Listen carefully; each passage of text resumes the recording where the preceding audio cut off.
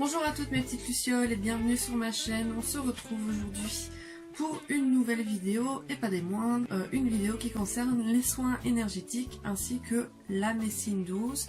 Donc comme vous aurez pu le voir dans le titre, pourquoi se diriger vers ce genre de thérapie? Bien évidemment, avant de passer à la partie la plus intéressante de la vidéo, je vous invite à vous abonner sur le petit bouton rouge qui se trouve en bas à droite. C'est gratuit, ça fait toujours plaisir et au moins vous restez au courant des prochaines vidéos à sortir. Et n'hésitez pas non plus de laisser un petit pouce bleu vers le haut si ce format de vidéo vous plaît. Alors pour commencer, petit disclaimer, cette vidéo je la fais dans le but d'information et de prévention. Ce n'est en aucun cas pour essayer de vous convaincre ou de vous imposer ce qui va être dit. Si ça vous convainc et que vous voulez tester, tant mieux. Mais si vous n'êtes pas d'accord avec moi et que ça ne vous intéresse pas, c'est libre à vous. Votre choix sera totalement respecté. Je ne vous jugerai pas non plus par rapport à ça.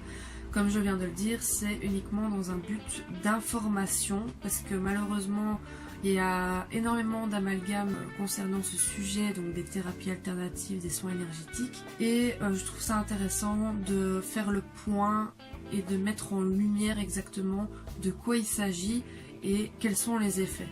Alors pour commencer, bien souvent quand on tombe malade ou quand on a des petits bobos en général, on se tourne vers notre médecin traitant qui nous prescrit du coup des médicaments selon ce que vous pouvez avoir comme symptômes, ou alors qui vous renvoie vers un autre médecin spécialiste par rapport à ce que vous avez, qui lui aussi vous prescrira un traitement spécifique à votre problématique. Enfin bon, tout ça vous connaissez déjà, c'est juste pour vous mettre en situation.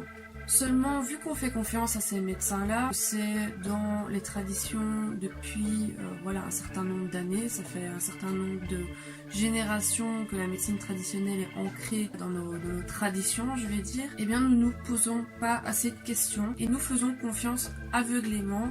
Alors je vais pas commencer à diaboliser la médecine traditionnelle ou les médecins généralistes, etc. Pas du tout. Alors nous ne sommes pas sans savoir que nous sommes tous composés de cellules vivantes qui interagissent et qui vibrent entre elles pour créer la matière que nous sommes en fait.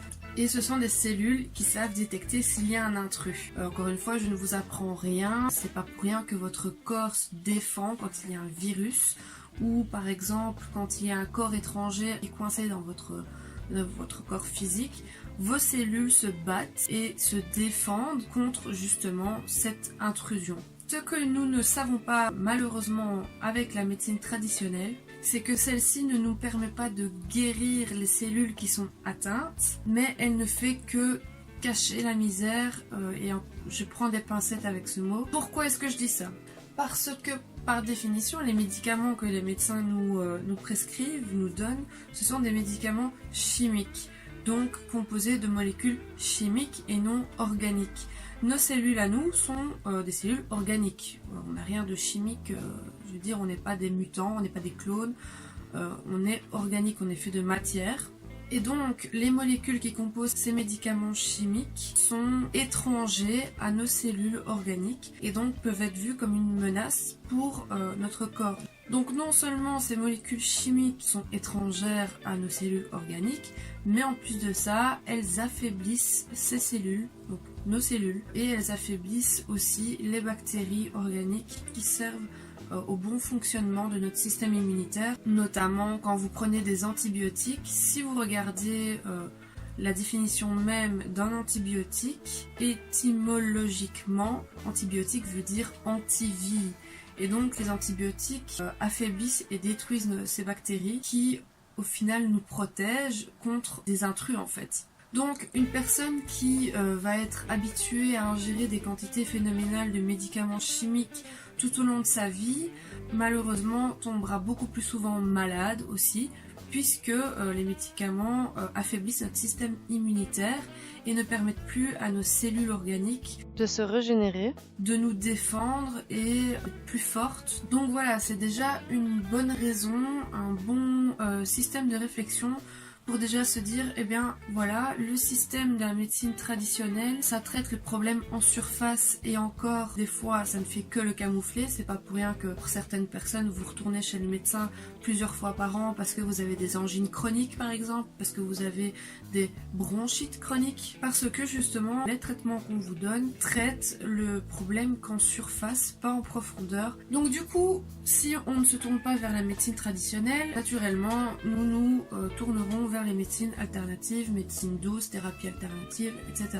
Il y a une chose qu'il faut savoir, pour toutes les médecines alternatives, vous pourrez retrouver une philosophie de vie, de travail, qui est de voir l'être humain dans son entièreté, dans sa globalité. C'est ce qu'on appelle travailler de façon holistique, donc c'est voir vraiment l'humain et son tout, pas uniquement l'aspect physique, mais aussi l'aspect émotionnel qui compose du coup l'humain, l'aspect psychologique, l'aspect mental, et donc ce qui permet de traiter le problème non pas en sa surface, mais réellement bien dans sa profondeur, puisque au lieu de voir uniquement les symptômes d'un certain problème, les médecines alternatives vont s'attarder sur tout l'humain pour voir si l'origine ne peut pas se trouver ailleurs qu'au niveau physique. Parce que certains problèmes physiques découlent directement du psychosomatique et sont les conséquences même en fait d'une accumulation d'énergie négative qui a été retenue, qui a été refoulée et qui n'a pas été exprimée. Donc en faisant des soins énergétiques ou en consultant un thérapeute qui pratique la médecine douce, vous allez non seulement faire de la prévention, je rappelle le petit dicton,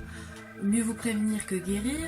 Donc ici les soins énergétiques servent réellement à ça, prévenir votre corps des différents problèmes physiques qui pourraient se montrer, justement aussi traiter ces énergies accumulées que vous n'avez pas su exprimer, que vous n'avez pas su défouler en gros, et de les traiter directement plutôt que de les laisser s'accumuler pour que ça crée un problème physique, et alors du coup soigner votre problème directement à l'origine et en profondeur plutôt qu'en surface. À savoir aussi que des problèmes physiques ne se manifestent pas uniquement non plus à cause de chocs émotionnels.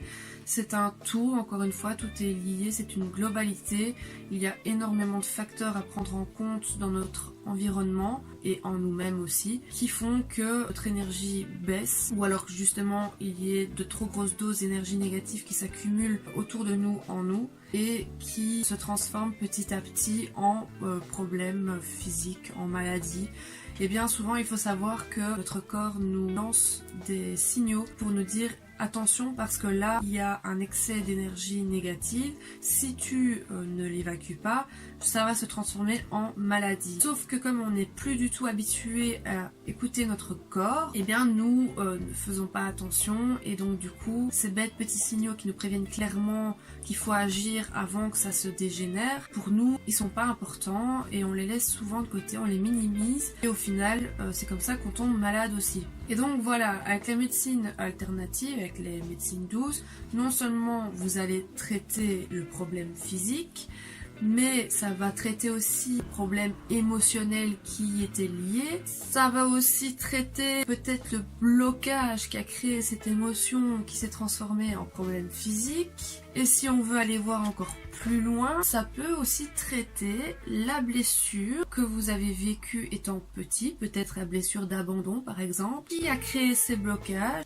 qui a créé ces émotions négatives qui se sont accumulées, qui a créé ces problèmes physiques. Qu'une médecine traditionnelle ne va pas traiter tous ces aspects-là en fait. Alors autre chose aussi qu'il est important à savoir, c'est que chaque thérapie, chaque médecine alternative a un certain champ d'action. Et donc il est important de définir et d'analyser quel est votre problème pour pouvoir savoir vers quel type de thérapie vous voulez vous diriger. Par exemple, si vous voulez uniquement soigner un problème physique, ça peut être des douleurs, ça peut être une maladie chronique par exemple, vous pouvez vous tourner vers tout ce qui est naturopathie, homéopathie. Si vous voulez soigner un problème physique mais également psychologique ou émotionnel, vous pouvez vous tourner vers la lithothérapie par exemple, la chromothérapie, la musicothérapie, la kinésiologie. Et alors par exemple si vous voulez traiter des problèmes, des blessures qui datent de plus loin, ça peut être par exemple du karmique, Vous pouvez consulter des praticiens Reiki, vous pouvez consulter des hypnothérapeutes qui font de l'hypnose régressive. Donc voilà, il est très important d'analyser le type de besoins que vous avez pour savoir vers quelle thérapie vous tournez. Alors un autre point qui est très controversé, pour lequel les gens ne se tournent pas spécialement vers les soins énergétiques et les thérapies alternatives, c'est le prix et le non-remboursement de la mutuelle.